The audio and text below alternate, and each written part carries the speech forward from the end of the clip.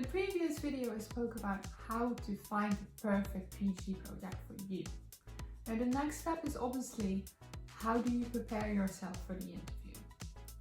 And the first thing I would say is that a PhD interview is very different than a normal interview. If you would go for a normal job interview, there would be a list of requirements or a list of skills that would be looking for.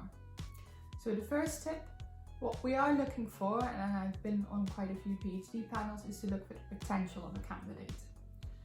No one would expect you to, at the beginning of your PhD, to have all the skills that you need. What we're looking for is someone that you can actually train, and someone that can logically think, and someone who's enthusiastic about the project. So if you get asked a technical question, don't directly assume that you would have to know the answer, but people are more interested in your logic behind it. So talk us through the different steps on how you would solve the problem. The second tip is, it's very normal to be nervous. For any interview, people would be nervous, let alone for a PhD, which might be one of the first official interviews that you're having. So in a good panel, in the first couple of questions, they would try to settle your nerves and try to calm down. And you will see when you will come more into your element, it will become easier to ask those questions. If you're sitting like on a chair, you will see that it's quite easy to kind of move around like this. And then when I'm talking like this, it's very difficult to focus. So equally so when you're doing an interview in person, you tend to look at something, so you make eye contact with the people. So you can do exactly the same thing when you're in your chair, but without trying to kind of waddle around, okay? And also make sure that the background is not too distracting. And the third tip I would give is to be prepared as best as you can. And the way to do this obviously depends very much on whether you have an interview in person, whether you would have one online. So if it is in person, also when I was doing interviews in a university, I didn't know, big campus, it's key to either get there on time so you can find your way around. Or if you're not sure where to find things, hopefully whoever is interviewing will make sure that you've got someone to guide you to the right place, to show you around the campus, so you also get a look for the facilities. So when you are doing an interview online, some of the things are not going to be in your control.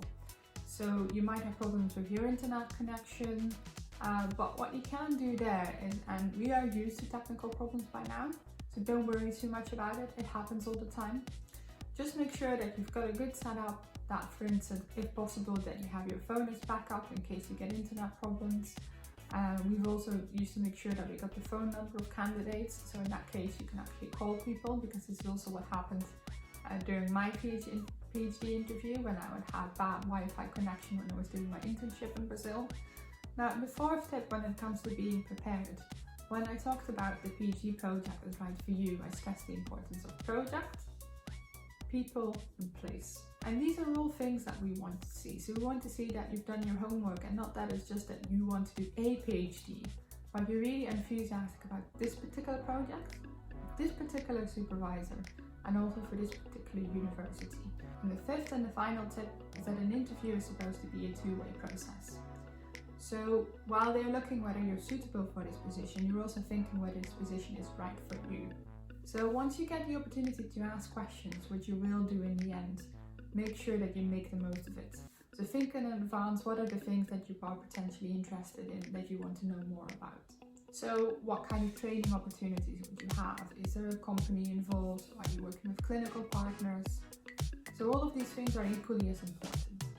But if you do have a chance, you can ask these questions as well, if potentially get a tour around, and maybe there will be some research group members, so you get a feeling for what it's like in that particular group at the university. But foremost, what I've seen is you do get better at interviewing. You can't expect your first interview to go perfect. And inevitably you're going to get questions that will put you on the spot and where you will not know how to answer to it. So even though you think that you're prepared, there's always things that kind of come out of the blue and you don't know how to respond to them. So the best thing there is just to stay calm, think for a bit before you answer, and try to enjoy the process. Thanks for watching the video, and if you're interested in the scientific content, if you're a new PhD student and there are things that you would like help with, please subscribe to this channel to find more videos around this topic.